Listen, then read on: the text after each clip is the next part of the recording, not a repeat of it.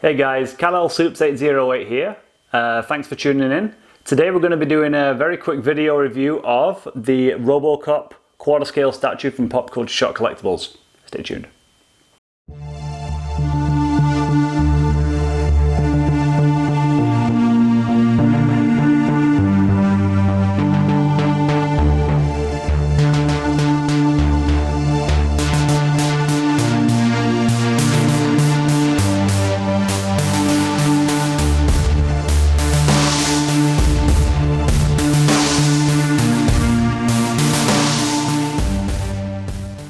But first, a word from our sponsor.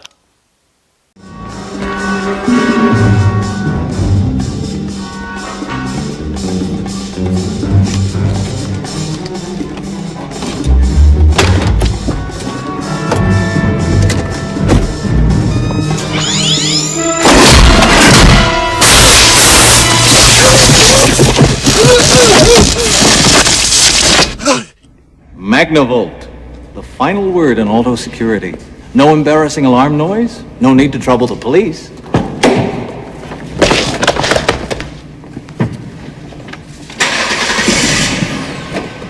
And it won't even run down your battery.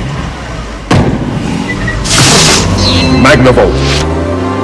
Lethal response. And as always, we're going to start with the art box. As you can see, this is a gorgeous looking box with a nice picture of the statue on the front. Pop Culture Shock Collectibles and MGM on the bottom. Nice full picture of the statue on the side there. Slightly different picture, more close up on the other side. And as always with these things, there is the edition size on the bottom.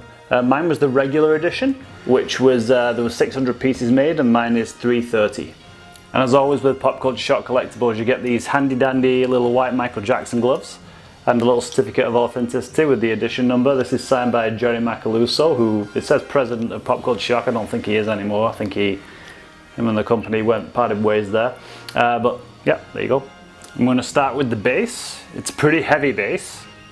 It's got the Robocop logo on the front there. The OCP, Omni Consumer Products logo there, which I think is a beautiful touch. And then it's got the edition size and all that good stuff on the bottom there.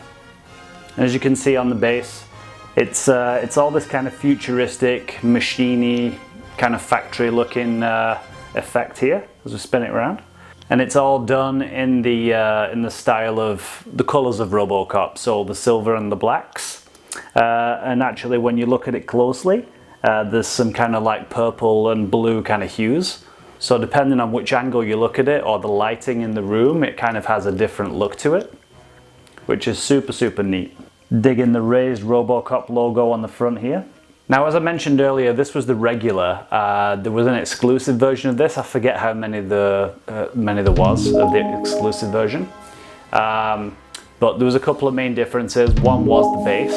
There was a kind of like little LED light up feature just around the OCP logo. With a power cord, but to be honest, when it was lit up, it hardly lit it up much at all. I don't think it makes a huge difference to the statue. I don't really care too much about light up features, especially in a character like Robocop. I don't think it's necessary. It's a nice to have, don't get me wrong, I'm not against it, but I didn't feel as though I needed that. There were a couple of other differences with the statue itself, and we'll go into that in just a second. Then we have the main body and the legs, that's all one piece. And then it fits in with this metal rod and this squared peg here into this little hole here. That slots in nice and snug there, very stable. And then we have the arms. So this is his left arm. This goes in with this nice big square magnetic peg here, just like this. And that, whoa, that sucks on really good, very sturdy. And then the same with the other arm. So we've got him in that classic shooting pose that he does whenever he starts whooping ass. And then his head here, again, sucks on with a good strong magnet there. Just slightly to the side, so he's looking where he's shooting. And then finally he just has these kind of little rod piston things that go onto the back of his legs. These are really thin, and I believe the resin So I want to be very careful with these, you can't force them. So I'm just going to take my time and put these in nice and carefully now onto the back of his legs. And you actually get a little instruction sheet that tells you how to put these on. And there they are. I don't know if I've done that completely right. I don't want to force them because they are very brittle and would break super easy, and I don't want to do that. So the exclusive part, as I mentioned earlier, did have a couple of minor differences. They had an extra couple of arms. So this left arm was kind of like more at his side, a little bit more relaxed. And then this shooting arm, his right arm, was the gun like up here as though he's just kind of finished shooting, or just before he's about to extend his arm. Again, it's a nice to have, especially if you've got like a small shelving space where this won't necessarily fit in. You might want the exclusive version because it's a little bit more compact.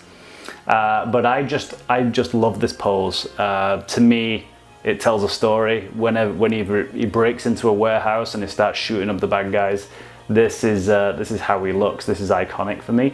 So this was always going to be the pose that I would use. These were the arms I was going to use.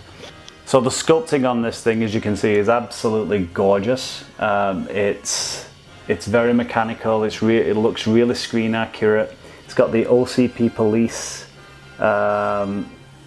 engraved into his armor here and on his helmet. He's just got a very thick, very commanding presence, just like Robocop has. A few people had some issues with the painting on his face. They said it was a little bit darker skinned, and there were people joking, the Mexican Robocop and all the rest of it. Personally, I don't think it's too bad, depending on the light that you look at it. It could have been a bit lighter, because Peter Weller is pretty fair skinned. So maybe that could have been a bit lighter, a little bit better. That's a bit of a nitpick, but I think it looks fine. They've sculpted Peter Weller's face pretty well in there. He's got a pretty distinctive mouth. And for me, I think they did a great job on that aspect. The rest of the paint looks fantastic to me. Like I said earlier, with the base, it's got this classic kind of silvery Robocop feel. It looks like it's like a matte silver, which is how he should look. It's got some black wash in some of the engravings here and in some of the lines, just to give it that kind of depth. And in the silver paint, like I said, there's some like kind of purpley grey hues, which has got to be pretty difficult to pull off, I think. I don't know how they do it, but it's very noticeable, especially in the helmet. And the back of his helmet is kind of purpley as well, back here. I love the gun. The gun is fantastic. Obviously, as you know, it was custom made for the show. It's not an actual real gun that you can purchase, but they had to make a custom gun because his gloves, his hands were so big they couldn't get his finger inside the trigger guard here, so they had to extend it and then make it look imposing. I think they initially wanted to go with like a Desert Eagle, but they said it looked too small in Robocop's hand because he's got huge mitts, right? So they made this custom gun, and the PCS have replicated the gun perfectly, with the mag sticking out of the bottom of the magwell here. The quality control on it is okay. Could have been better. There's some small issues. I have got a couple of minor paint defects on mine, a couple of bleeds. I'll show you close-ups of those now. But it's not a deal breaker. It's nothing that's going to concern me. At the end of the day, I think quite often people get too hung up on the super small details. I'm not one of those guys. I just want a really cool Robocop in my collection. And I think this is the guy. I've seen the Sideshow quarter scale premium format, and that's nice, but to me this blows it out the water, in my opinion. Another very minor nitpick is I just wish they would have done a switch out head without the visor, so an unmasked Peter Weller. I think that would have been just the X factor. What they could have even done is done a second version, like PCS, especially with the Street Fighter line, they like to do variants. I think something really cool would have been a battle damage Robocop with an unmasked head as an exclusive. I think that would have been phenomenal. I would have bought both of them to display next to each other. Other than that, guys, there isn't a great deal else I can say about this piece. It's just a very simple but very well done Robocop. Like I said, if out of all the quarter scale ones out there right now, to me this is the best in my opinion. Now I've had this statue a couple of years and I'm only just deciding to do a review of it now. The reason for that is because there's a couple of things pretty exciting about Robocop, at least in my world, going on right now. The main one being, yesterday I pre-ordered the Chronicle Collectibles 1:1 scale Robocop bust, which you can see from these pictures it's looking absolutely stunning. A couple of people have mentioned they don't particularly like the mouth, they don't particularly think it looks like Peter Weller. But Chronicle Collectibles have said that they are going to fix that. I'm looking forward to seeing the final product.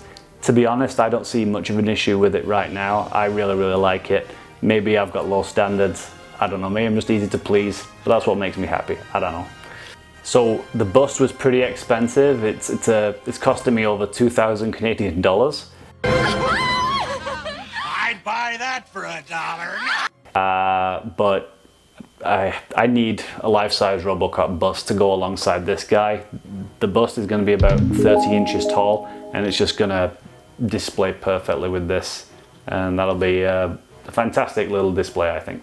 It was initially supposed to be released for the second quarter of 2020, but obviously because of the situation and what's going on right now, Chronicle Collectibles have said that it's delayed until late Q3, possibly early Q4, so have to wait a bit longer, but it's going to be worth the wait. And the second exciting thing that's going on in my world, at least with regards to Robocop, is there is a hand-sculpted quarter-scale custom or fan art version coming out. I believe the guy's name is Aaron Rey Perez.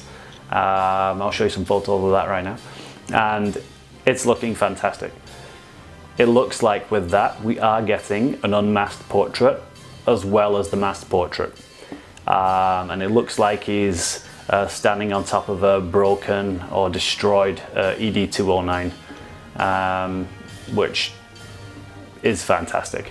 So who knows, one day I might get that to pair with this and the life-size bust. That would just be the ultimate epic collection in my view. I'm a huge Robocop fan, as you can see. I was fortunate enough to meet the man himself, Peter Weller, at Calgary last year, at Calgary Expo. And what a nice guy. I actually got to chat to him for a little while. Very intelligent guy, very appreciative of his fans. Wonderful guy.